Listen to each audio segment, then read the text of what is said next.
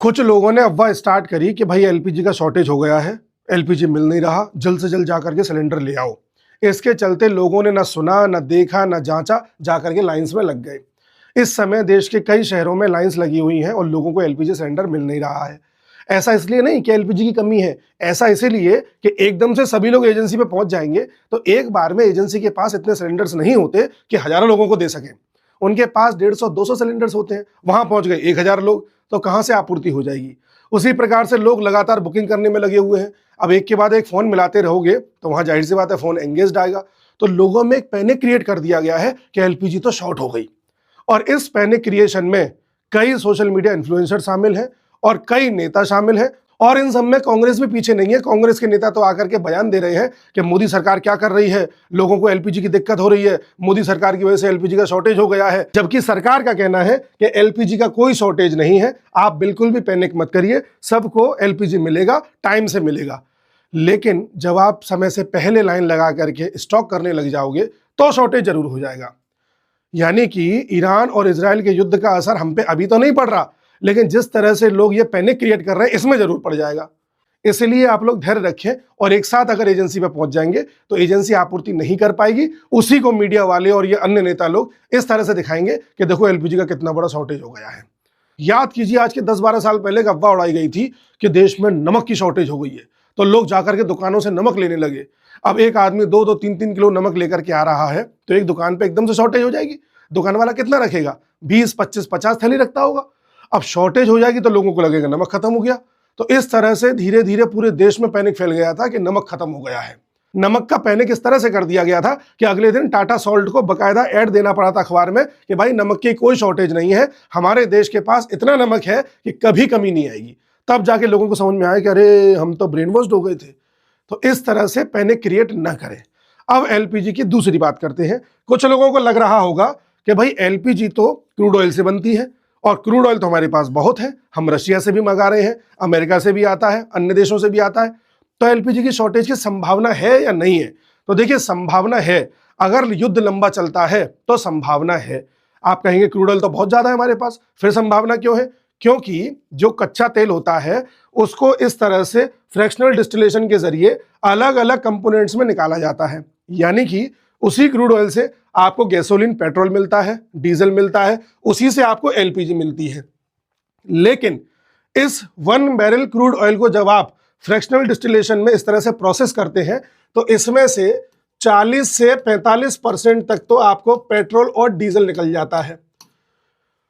LPG केवल 3 से 5% तक निकलती है। यानी जितना भी क्रूड ऑयल आप प्रोसेस कर रहे हो इसमें एलपीजी की मात्रा बड़ी कम निकलती है। तो हमें एलपीजी की आपूर्ति के लिए बाहर से एलपीजी मंगानी पड़ती है।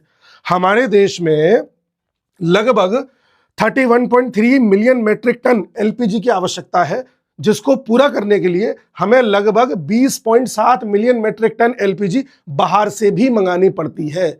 यानी कि लगभग 65% एलपीजी हमें बाहर से मंगानी पड़ती है। हालांकि हम अभी भी एलपीजी में सफिशिएंट स्टॉक बनाए रखे हैं, लेकिन अगर युद्ध लंबा खिंचा तो बाहर से मंगाने में दिक्कत आएगी। ऐसी स्थिति में सरकार ने हमारी रिफाइनरी से कहा है कि ज्यादा से ज्यादा एलपीजी का प्रोडक्शन करो, कमी नहीं आनी चाहिए। इसलिए अभी तक तो ऐसी कोई कमी नहीं है, पैनिक क्रिएट ना करें। अब सवाल उठता है कि एलपीजी अगर बाहर से आती है तो बाहर भी सबसे ज्यादा कहां से आती है? बाहर में भी सबसे ज्यादा ये गल्फ कंट्रीज से आती है। गल्फ कंट्रीज यानी कि खाड़ी देश, इनमें भी यूएई और कतर सबसे ज्यादा एलपीजी हमको भेजते हैं। और जाहिर सी बात है कि स्ट्रेट ऑफ हॉर्मुज इस समय संकट में है, तो यहां से आवाजाही उतना आसान नहीं है। तो इतना आप समझ पा रहे हैं कि हमारी डिपेंडेंस एलपीजी की अभी इन देशों पे है और इसीलिए आने वाले समय में दिक्कत आने की संभावना है, जो दिक्कत अभी नहीं है। मैं बार बार रिपीट कर रहा हूं। अब सवाल उठता है कि हम तो नेचुरल गैस भी बाहर से मंगाते हैं, हम तो कहते हैं क्रूड ऑयल भी आ रहा है, नेचुरल गैस भी आ रही है, तो क्या नेचुरल गैस से एलपीजी नहीं बनती? देखिए, नेचुरल गैस अलग चीज है। जो नेचुरल गैस है, नेचुरल गैस से 2 गैसेस बनती हैं, एक है सीएनजी और एक है एलएनजी, यानी कि लिक्विफाइड नेचुरल गैस।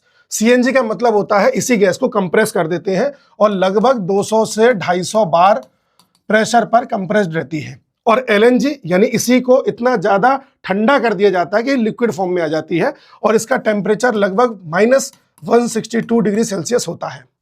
इन दोनों में या कहें कि नेचुरल गैस में जो मेन कंपोनेंट होता है जो जल के एनर्जी प्रोड्यूस करता है वो होती है मीथेन। ऐसे ही एलपीजी में जो मेन कंपोनेंट्स होते हैं वो होती है प्रोपेन और ब्यूटेन जो जल के एनर्जी देती है।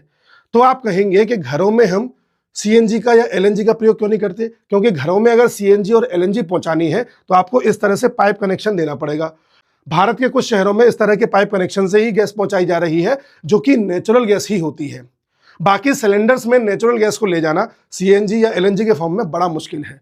सीएनजी को ले जाने के लिए आपको बड़े बड़े सिलेंडर्स का प्रयोग करना पड़ता है जो घरों में ले जाना बड़ा मुश्किल है।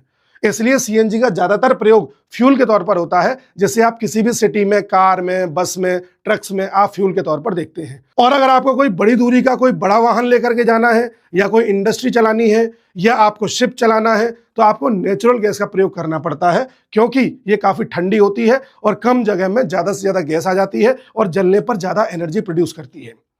इसीलिए इन दोनों गैसेस का उपयोग, इसका उपयोग मेनली शहर के अंदर के ट्रांसपोर्ट में किया जाता है और इसका उपयोग बड़े स्तर पर एनर्जी प्रोडक्शन के लिए या बड़े स्तर के ट्रांसपोर्ट के लिए किया जाता है। हालांकि नेचुरल गैस घरों में भी पहुंचाई जा रही है, लेकिन इसकी मात्रा भी बहुत कम है। अब सवाल उठता है कि घर में अगर इस तरह का कनेक्शन है या इस तरह का सिलेंडर आता है तो दोनों में स्मेल तो एक जैसी आती है। देखिए, स्मेल ना तो एलपीजी में होती है और ना ही नेचुरल गैस में होती है। इसमें केमिकल अलग से डाला जाता है जिससे हमें स्मेल से पता चल सके कि गैस लीक हो रही है। इस केमिकल को बोला जाता है इथाइल मरकैप्टेन। जी हाँ, इसलिए आपको दोनों में सेम स्मेल आती है। तो जिन लोगों को ये लग रहा है कि नेचुरल गैस भी हमारे देश में अच्छी खासी आ रही है, हम इंपोर्ट कर रहे हैं, तो उसका उपयोग एलपीजी के रूप में क्यों नहीं कर रहे, तो उसका कारण ये है। और एलपीजी का ही प्रयोग क्यों किया जा रहा है अभी तक? क्योंकि उसको ले जाना लाना आसान है और सिलेंडर की सुविधा आज देश के कोने कोने तक पहुंच चुकी है, जबकि ये पाइप की सुविधा अभी देश के कोने कोने तक नहीं पहुंची है। फिर सवाल ये उठता है कि हमारे पास इतनी एलपीजी है कि हम 1-1.5 महीना काट सकें? आराम से है, सरकार कह चुकी है, सरकार पर भरोसा रखें। जब भी पैनिक आए, कोई क्राइसिस आए, कोई डिजास्टर आए या किसी तरह की बीमारी फैले, हमेशा उस बात को माने जो सरकार कह रही है। जो सो कॉल्ड मीडिया वाले या सोशल मीडिया वाले या विपक्ष के नेता कह रहे हैं, उनकी बातों में ना आए।